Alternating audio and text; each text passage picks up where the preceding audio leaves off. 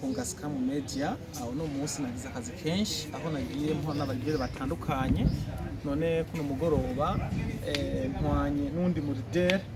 Reka manu ndamuramutse nkoro neza. Mwitwa bande? Twandi kumana Joseline. Lidere Joseline.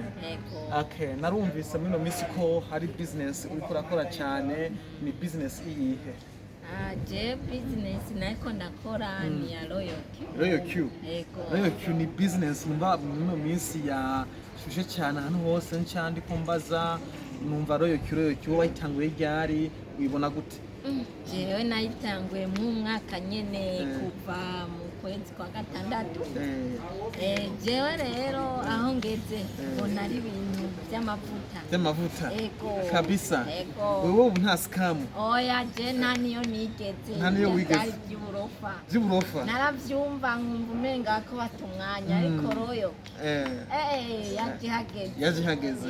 Nk'umuntu no munsi agendana ubumuga, turakunda kugenda ku gakinga, wohanura iki bagenzawe usanga ko bagenda gusegerereza hari ama business kandi bokora bagatera imbere kandi aho bari hose bagakora?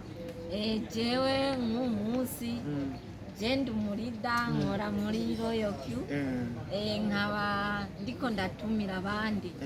Je murabona ndamugaye, namwebwe mumugaye muratumiriwe kuza mugakora ngaha ndiko ndakora, kuko si ibintu bisaba gutambuka, si ibintu bisaba ikindi kintu, wowe uricara ugafata telefone yawe ugakora akazi.